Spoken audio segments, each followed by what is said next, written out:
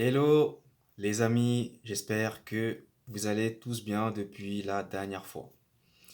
Alors, l'Allemagne a à nouveau été défait, cette fois-ci par la Belgique, en match amical sur le score de 3 buts à 2. Alors, pour parler en fait de cette rencontre-là qui a opposé ces deux formations, la Belgique a clairement mis les ingrédients pour dominer de manière assez nette la Mannschaft. Déjà, ça va commencer par un premier but inscrit très tôt dans le match de Yannick Carrasco, qui va prendre à contre-pied de manière assez intelligente le gardien Marc-André Ter Stegen, qui ne peut malheureusement rien sur la frappe très lourde du joueur de l'Atlético Madrid. Par la suite, 3 minutes plus tard, la Belgique va à nouveau marquer, cette fois-ci par le biais de Romelu Lukaku, qui va une nouvelle fois marquer avec la sélection nationale et en plus porter son nombre de buts total inscrits, toutes compétitions confondues, avec l'équipe nationale de Belgique à 72.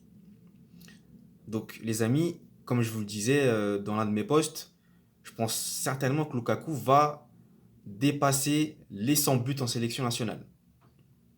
On le verra bien sur les matchs qui arriveront, mais je suis confiant là-dessus. Ensuite, les Allemands vont commencer un peu à se réveiller, mais juste avant ça, juste avant ce réveil, en fin de première mi-temps, les Belges pardon, vont encore un peu plus, je dirais, accentuer la domination. Vous aurez par exemple Doji Lukebakio, si je ne me trompe pas de nom, qui va avoir une énorme occasion d'inscrire un troisième but et qui va manquer sa tentative. Vous aurez aussi Lukaku, encore une nouvelle fois, sur coup de pied arrêté, qui va voir sa belle tête, hein. Il avait pris tout le monde de haut. Il avait vraiment dominé au niveau aérien. Sa tête va s'écraser sur le poteau. Et juste après ces occasions-là, qui auraient permis à la Belgique de nettement mener, je pense, un 5-0 facilement, les Allemands vont obtenir un penalty. Alors, pour vous expliquer en deux trois mots, en gros, il y a eu un coup de pied arrêté. Et le joueur, je pense allemand, Niklas Füllkrug, a effectué une tête qui a touché la main de Romelu Lukaku, qui malheureusement va permettre aux Allemands d'obtenir un penalty. Et donc c'est par la suite Niklas Füllkrug, excusez-moi, le meilleur buteur actuel de la Bundesliga, il faut le rappeler, qui va prendre ses responsabilités en inscrivant le premier but des Allemands sur leur seul tir, il me semble, de la première mi-temps. Et donc, au terme de cette première mi-temps, la Belgique domine nettement les débats, mais n'est pas à l'abri que les Allemands reviennent, vu qu'il y a seulement qu'un point d'écart, ce qui fait à la pause 2 buts à 1 en faveur des Belges. Donc ensuite, en seconde mi-temps, Serge Gnabry va un peu, je dirais, changer le visage allemand. Il va d'ailleurs être très en vue tout au long de cette seconde mi-temps. Déjà, c'est lui qui va être le principal élément déclencheur d'une nouvelle opportunité allemande. Malheureusement, il trouvera pas le cadre. Mais par la suite, les Allemands vont commencer à produire un jeu plutôt intéressant. Voilà, ils vont vraiment essayer de revenir au score. Malgré tout, comme vous le savez, en face, c'est la Belgique. Et comme je le disais, hein, lors d'une précédente vidéo hier soir, les individualités vont nettement prendre le dessus. Enfin, pas prendre le dessus, mais vont clairement avoir un impact dans le jeu. Et une nouvelle fois, ça s'est identifié par le biais de Kevin De Bruyne, qui, sur une action, encore une fois, bien construite, voilà, j'ai pas d'autre chose pas d'autres mots à dire, trouve le chemin des filets et donne encore un avantage plus conséquent à la Belgique de 2 buts d'écart, ce qui porte le score dorénavant à ce moment-là du match à 3 buts à 2 en faveur de la Belgique. 3 buts à 1, pardon, oula, 3 buts à 2, je suis allé un peu trop vite en besogne. 3 buts à 1 en faveur de la Belgique. Et ensuite, c'est vrai que la Belgique, offensivement, c'est très fort. 6 buts en 2 matchs.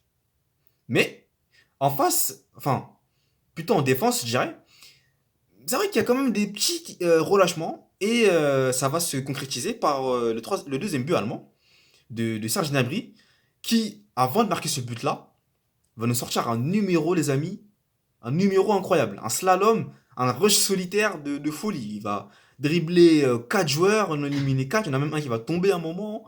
Mais malheureusement, il conclura pas l'action. Il conclut pas l'action plutôt. C'est vraiment dommage. Mais il va se reprendre juste après en inscrivant le deuxième but qui est tout simplement mérité pour lui, hein, au vu de ses efforts fournis auparavant. Et ça va permettre aux Allemands de revenir, aller à 3 buts à 2 et d'avoir encore un bon espoir de revenir dans cette rencontre-là. Pourquoi pas?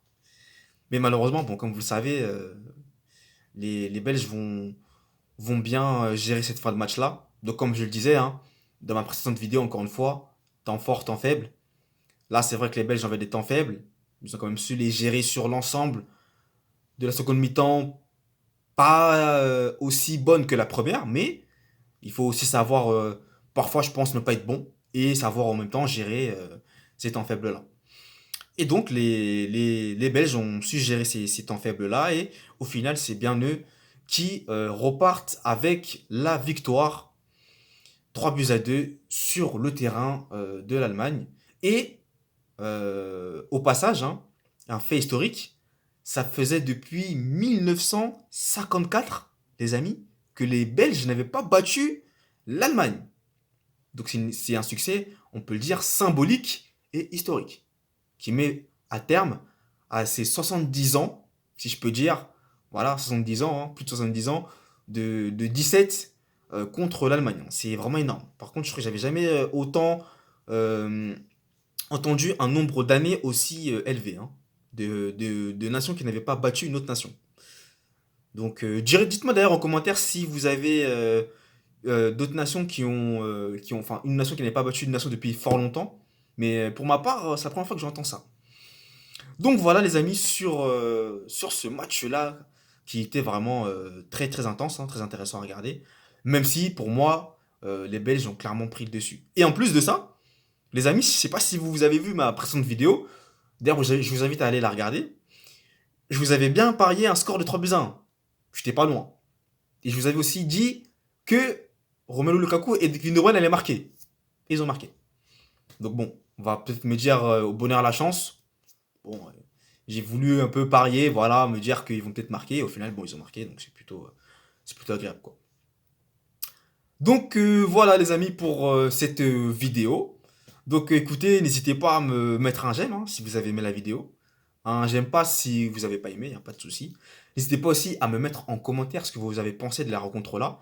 Et d'ailleurs, je ferai une vidéo sur le Kazakhstan face au Danemark. Restez à l'affût, ça va bientôt arriver.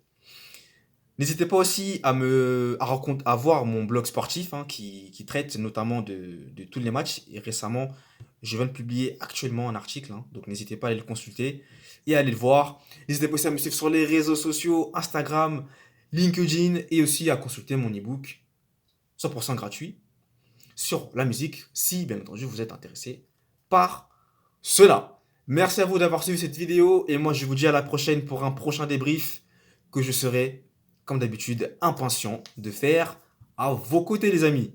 Et prenez soin de vous, c'est important. Allez, ciao!